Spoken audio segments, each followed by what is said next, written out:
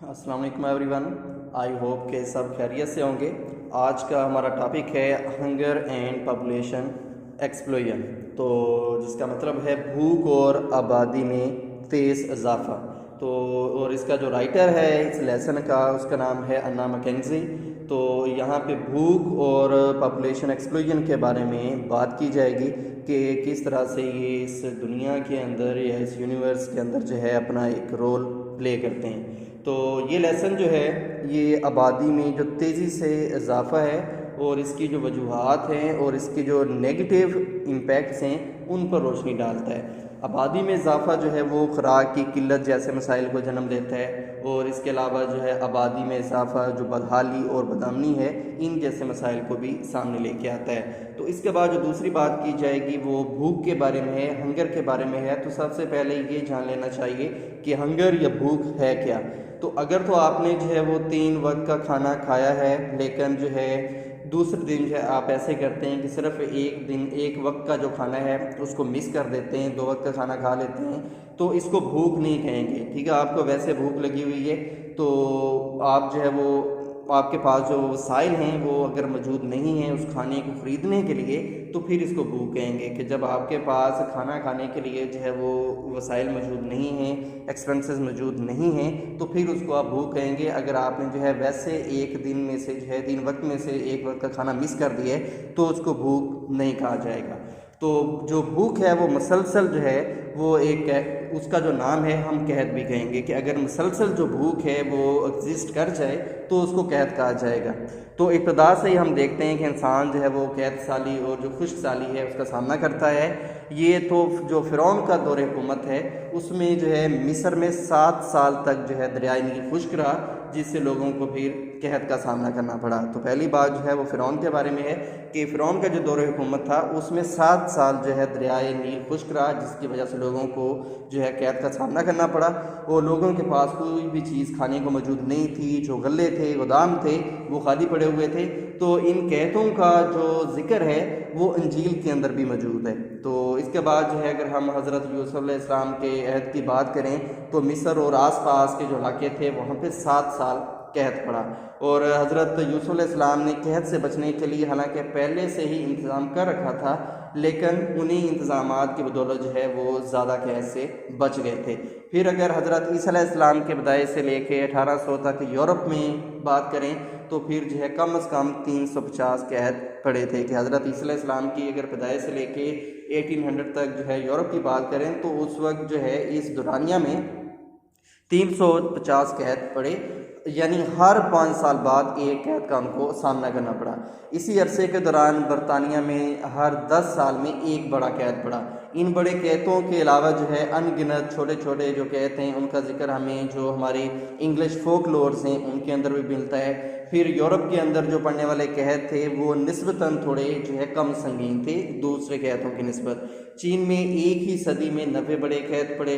फिर अगर पिछली सदियों की हम बात करें तो शुमाली चीन में 95 लाख लोग जो है वो भूख की वजह से मर गए। और फिर इसके बाद जो है 1921 से 1922 तक की बात करें तो रूस में भी कहत जो है वो लाखों लोगों को निकल गया। फिर अगर हम नेक्स्ट चलें 1969 से 1970 तक तो इस दौरानिया में भी जो बंगाल है उसको एक बहुत बड़े कहत का सामना करना पड़ा, जिससे तकरीबन जो है 1 करोड़ आदमियों की जो है डेथ हो गई। फिर 1942 की बात करें, मुंबई की बात करें तो उसमें 10 लाख लोग जो हैं वो कहत की वजह से मर गए। फिर हिंदुस्तान में जो है 1964 से 65 का जो ड्यूरेशन है उसकी बात करें तो इस सदी में सबसे बड़ा कहत पड़ा था। और कहत आने की जो वजूहात हैं उनको हम मज़ीद डिस्कस करते हैं कि ठीक है जी, यूरोप के अंदर, चाइना के अंदर, एशिया के अंदर जो है बहुत सारे कहत आए।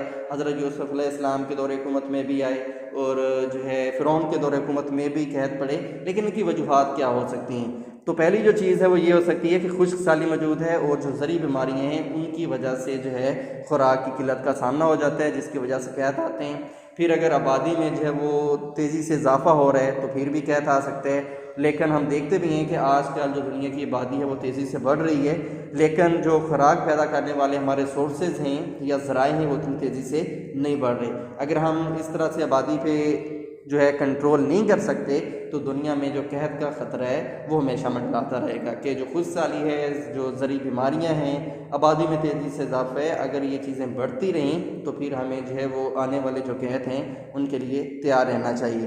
तो अगर माजी की बात करें तो दुनिया की जो आबादी है वो बहुत कम थी उस वक्त। तो हज़रत ईसा अलैहिस्सलाम की वलादत से लेके जो दुनिया की इस वक्त की जो दुनिया है तो उसकी जो आबादी थी वो उस वक्त जो है 20 से 30 करोड़ थी। मतलब हज़रत ईसा अलैहिस्सलाम की जो वलादत के वक्त आबादी थी वो दुनिया की 20 से 30 करोड़ थी।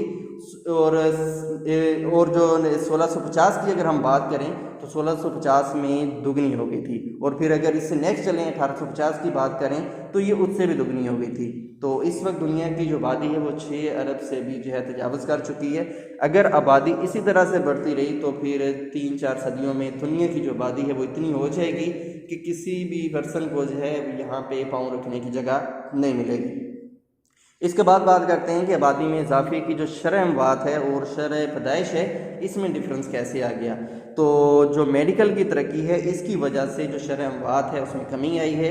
तरक्की याफ्ता जो मालक हैं उनमें हर 20 बच्चों में से जो 19 बच्चे हैं वो जवान हो जाते हैं। मगरबी मालक में क्योंकि शरह अमवात के साथ शरह पैदाइश भी कम है इसलिए वहाँ आबादी का मसला अभी इतना संगीन नहीं हुआ। फिर अगर हम नेक्स्ट चलें तो जो पसमानदा ममालिक हैं, गरीब ममालिक हैं, वहाँ पे शरह पैदाइश जो है वो बहुत ज़्यादा है। यहाँ के लोग जो हैं मतलब जो गरीब ममालिक हैं वहाँ के जो लोग हैं वो अपनी जो बुनियादी ज़रूरियात हैं या बेसिक नीड्स हैं उनको पूरी नहीं कर पाते।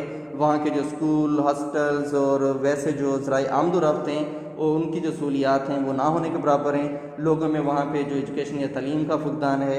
इन ममालिक की जो बरामदात हैं वो क्योंकि खामाल पर मुश्तमिल होती हैं इसलिए वहाँ जो है आबादी वहाँ क्योंकि वो खामाल पर मुश्तमिल होती हैं इसलिए वहाँ जो फ़ीकस आमदनी है वो बहुत कम है। अमीर और गरीब मालिक जो हैं इनका बढ़ता हुआ जो इक़्तिसादी फ़र्क है वो किसी जंग पर जो है वो इनको आमादा कर सकता है। फिर अगर हम मज़ीद बैक जाएँ, थोड़ा सा माजी में जाएँ तो माजी में दुनिया की जो आबादी है वो जंगों, बीमारियों और कहत के सबब जो है वो कम हो जाती थी क्योंकि माजी में जंगें बहुत ज़्यादा होती थी इसलिए जो आबादी है वो कम हो जाती थी। मगर अब कहत और बीमारियों पर जो है काबू पा लिया कि गरीब मालिक अपने वसाइल अब इस सूरत में ही हल कर सकते हैं कि वो अपनी बढ़ती हुई जो आबादी है उस पर काबू पाएँ। तो ये हमारे इस लेसन का जो है वो खुलासा था आज वाले का। तो अगर आपको इसमें से जो है किसी भी पॉइंट की समझ नहीं आई तो आप लोग जो है वो क्वेश्चन कर सकते हैं। इंशाल्लाह कल हम नए लेक्चर के साथ दोबारा से हाज़िर होंगे। तब तक के लिए अल्लाह हाफिज़।